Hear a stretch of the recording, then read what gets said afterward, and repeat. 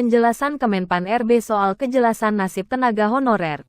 PLT Kepala Biro Hukum, Komunikasi, dan Informasi Publik Kementerian Pendayagunaan Aparatur Negara dan Reformasi Birokrasi Kemenpan RB, Muhammad Aferous mengatakan, tenaga honorer yang saat ini sudah bekerja di instansi pemerintah akan diangkat menjadi CPNS, tetapi dengan proses seleksi. Pengangkatan tenaga honorer menjadi CPNS, imbuhnya diprioritaskan bagi tenaga guru, tenaga kesehatan, tenaga penyuluh pertanian, perikanan, peternakan, dan tenaga teknis yang sangat dibutuhkan pemerintah. Dengan proses seleksi CASN pengangkatannya, ujar Aferous, sebagaimana diberitakan, pemerintah akan menghapus keberadaan tenaga honorer di instansi kementerian pada 2023. Nantinya, pegawai pemerintah hanya akan ada dua kelompok, yakni pegawai negeri sipil (PNS) dan pegawai pemerintah dengan perjanjian kerja (PPPK).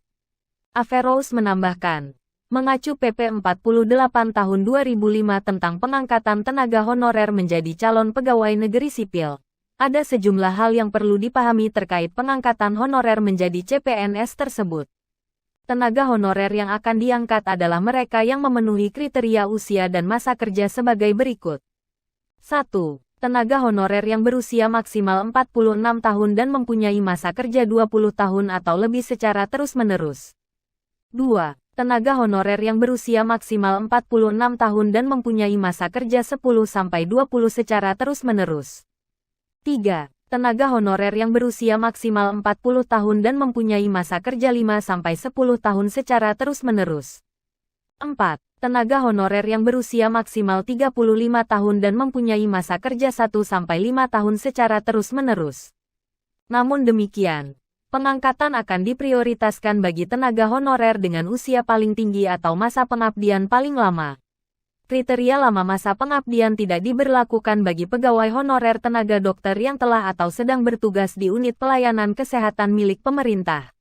Selama mereka masih berusia di bawah 46 tahun dan bersedia ditugaskan di tempat terpencil minimal 5 tahun, maka ia akan diangkat menjadi CPNS setelah lulus seleksi.